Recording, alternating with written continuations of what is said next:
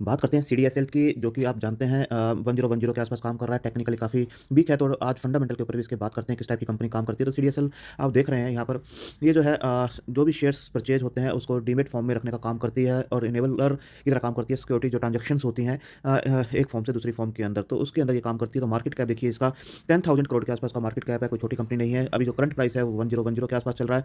अगर 52 week high देखेंगे 1600 के आसपास का, वहाँ से काफ़ी ज़्यादा करेक्ट हो चुका है। 52 वीक लो देखेंगे तो 999 के आसपास का, यानी स्टॉक बिल्कुल अपने 52 लो के आसपास ही काम करता हुआ नजर आ रहा है। स्टॉक की पी देखेंगे इस टाइम 36.4 के आसपास चल रही है, तो इसकी मिडन पी भी हम एक बार चेक करेंगे कितनी चल रही है। अभी 36.4 के आसपास ये काम कर रहा है। बुक वैल्यू देखिए 103 की है, यानी अपनी बुक वैल्यू से स्टॉक जो है 10 गुना के आसपास काम कर रहा है, क्योंकि करंट प्राइस जो है 101 का है, 1010 का है।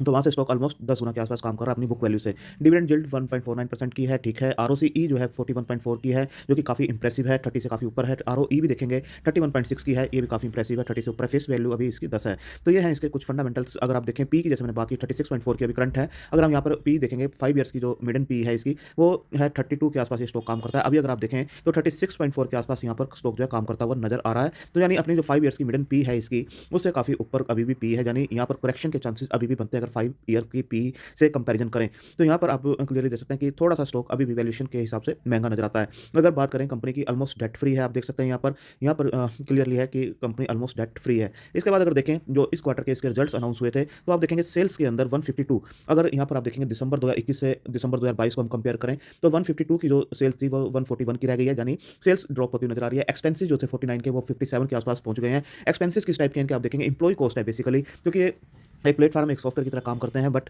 जो एम्प्लॉय कॉस्ट है वो अप्रेजल्स हैं, जो भी सैलरी हाइक्स होती हैं रिटेन करने के लिए, वो इनके एक्सपेंसेस हैं। तो एक्सपेंसेस यहाँ पर जो 49 करोड़ के आसपास के हुआ करते थे, वो बढ़ के अब 57 के आसपास हो गए हैं। तो यहाँ पर आप देख सकते हैं क्लियरली सेल्स ड्रॉप हो रही है, 152 से 141 के आसपास है। अगर हम देखें सितंबर लास्ट क्वार्टर से भी 149 की थी, वहाँ से भी सेल ड्रॉप हुई है, 141 के आसपास है, इसलिए स्टॉक प्रेशर में आता हुआ नजर आ रहा है। और पिछले 2 क्वार्टर से आप देखेंगे 58 57 के आसपास के एक्सपेंसेस भी हैं।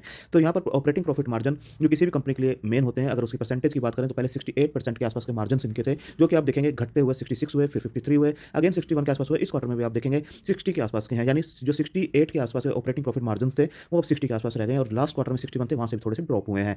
अब देखेंगे नेट प्रॉफिट जो 84 करोड़ के आसपास का था, लास्ट क्वार्टर में देखेंगे तो 80 का था। इस क्वार्टर में जो इन्होंने रिजल्ट डिक्लेयर किए हैं उसमें 75 के आसपास का, यानी यहाँ पर भी ड्रॉप आते हुआ नजर आ रहा है नेट प्रॉफिट्स के अंदर। तो 84 से जो लास्ट ईयर ऑन ईयर अगर कंपैरिजन करें दिसंबर 2021 से दिसंबर 2022 को, तो 84 से 75 के आसपास के जो प्रॉफिट्स हैं वो ड्रॉप हुए हैं। प्रॉफिट में है कंपनी, बट स्टिल पिछले दोनों ही क्वार्टर, चाहे ईयर ऑन ईयर हो चाहे क्वार्टर ऑन क्वार्टर, दोनों से ही जो रिजल्ट्स हैं वो ड्रॉप हुए हैं, प्रॉफिट्स ड्रॉप हुए हैं। ईपीएस की बात करें, अगर प्रॉफिट्स ड्रॉप हुए हैं तो यहाँ पर ये भी ड्रॉप होते हुए नजर आ रही है। 8.01 की जो ईपीएस थी, और लास्ट क्वार्टर में जो 7.69 की थी, 7.14 के आसपास की है, यानी ईपीएस में भी यहाँ पर ड्रॉप देखने को मिल रहा है। अगर हम फुल ईयर को कंपेरिजन करें 2021 और 2022 का, तो सेल्स जो 344 के आसपास की थी वो 551 के आसपास की दिखाई दे रही है। बट अभी टीटीएम यानी ट्रेलिंग 12 मंथ की जो सेल्स है वो 567 के आसपास की, यानी उसके आसपास ही आती हुई नजर आ रही है। बट अगर आप देखें ओपीएम परसेंटेज, जैसे मैंने बताया, किसी भी कंपनी के लिए मेन होती है, और सबसे ज्यादा प्रेशर इन्हीं चीजों से आता है कि आपके ऑपरेटिंग प्रॉफिट मार्जिन क्या आ रहे हैं। तो यहाँ पर आप देखेंगे ऑपरेटिंग प्रॉफिट मार्जिन जो 66 के आसपास के थे मार्च 2022 को जिन्होंने जो क्लोज किया था, अभी जो ट्रेलिंग 12 मंथ के 60 के आसपास है, यानी यहाँ पर ड्रॉप देखने को मिल रहा है, इसलिए जो है स्टॉक ऊपर जाता हुआ अभी नजर नहीं आ रहा है। 312 करोड़ के प्रॉफिट जो थे अभी ट्रेलिंग 12 मंथ के 291 करोड़ के आसपास के हैं। अगर हम देखें सेल्स ग्रोथ पिछले 10 साल की, तो 19% के आसपास की है, ठीक है। 5 ईयर्स की 30 इंप्रेसिव है, और 3 ईयर की भी देखें 41 के आसपास की है सेल्स ग्रोथ, और ट्रेलिंग 12 मंथ की 9% के आसपास है। तो यहाँ पर देखेंगे सेल्स जो है थोड़ी सी रुकी हुई नजर आ रही है, जैसे इनका पहले कंपाउंडेड जो ग्रोथ थी। अगर बात करें प्रॉफिट ग्रोथ की, तो प्रॉफिट ग्रोथ देखेंगे 20% 10 ईयर्स की है, इंप्रेसिव है। 5 ईयर्स की 29 है, 3 ईयर्स की 40 है, बट ट्रेलिंग 12 मंथ की देखेंगे तो यहाँ पर इशू है, 2% की इस टाइम दिखाई दे रही है। तो स्टॉक का परसेंटेज अगर देखें पिछले 5 ईयर्स की सीएजीआर देखेंगे 25% से इंक्रीज हुआ है, 3 ईयर्स से देखेंगे 54%, नीचे से काफी ज्यादा राइज हुआ था। बट पिछले एक साल में देखेंगे तो 36% के आसपास का ड्रॉप हुआ है, तो यहाँ पर भी ड्रॉप देखने को मिल रहा है। अगर हम देखें रिटर्न ऑन इक्विटी आरओई देखें तो 19% की इंप्रेसिव है, 5 ईयर की 23 है, और 3 ईयर्स की 25 है, लास्ट ईयर की भी देखेंगे 32% के आसपास की है।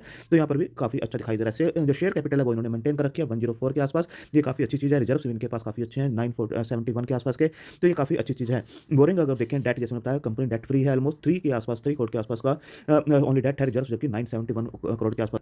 जो प्रमोटर होल्डिंग है, अगर प्रमोटर होल्डिंग को देखेंगे तो थोड़ा सा इसके अंदर आपको दिखाई देगा कि 20% के आसपास इन्होंने मेंटेन कर रखा है। जो प्रमोटर होल्डिंग जो है वो काफी कम है, अगर दिसंबर क्वार्टर में देखेंगे तो 20% के आसपास की है। एफआईआई की होल्डिंग अगर देखेंगे तो 9.78 के आसपास की जो हुआ करती थी, यहाँ पर जो पीक था 9.78, वहां से देखेंगे तो ड्रॉप है 8.65 के आसपास है, यानी 1% के आसपास यहाँ पर भी ड्रॉप देखने को मिल रहा है, जो इनका पीक था। अगर डीआई की बात करें तो डीआई का जो पीक था उससे भी आपको यहाँ पर ड्रॉप देखने को मिलेगा 27% के आसपास, जो इन्होंने पीक यानी होल्डिंग बनाई थी वहां से 25.64 के आसपास है, यानी 1.5% के आसपास यहाँ पर भी ड्रॉप देखने को मिल रहा है। चाहे वो डीआई की होल्डिंग हो, एफआई की होल्डिंग हो, दोनों ने ही ड्रॉप किया। पब्लिक की होल्डिंग अगर आप देखें तो पब्लिक की होल्डिंग जो लोएस्ट थी वो यहाँ पर थी और 43.79 के आसपास, अब वो बढ़ते हुए 45.72 के आसपास है, यानी पब्लिक की होल्डिंग काफ़ी ज़्यादा इसके अंदर इंक्रीज हो रही है, जो कि एक अच्छे पूरा का पूरा चार्ट दिखाई देगा। अगर हम इसे थोड़ा सा मंथली कैंडल्स के ऊपर देखें तो आपको ये पूरा का पूरा चार्ट इस टाइप से दिखाई देगा। आप देख सकते हैं यहाँ पर स्टॉक जो है ऑलमोस्ट 400 रुपये के आसपास काम कर रहा था, और यहाँ पे 400 रुपये काम करने के बाद स्टॉक यहाँ पर 100 रुपये के लेवल के आसपास भी जाता हुआ नजर आया। अगर आप यहाँ पर देखें, इसने लगभग 190 रुपीज़ के आसपास के लेवल भी टच किए, और यहाँ पर देखेंगे 180 के लेवल, और यहाँ पर आप देखेंगे 486 के लेवल टच किए थे, और वहाँ से स्टॉक जो है काफ़ी नीचे भी गया। और इस टाइप की जो करेक्शन है पहले भी इसने देखी है, जैसे इसको इसने ब्रेकआउट किया यहाँ पर,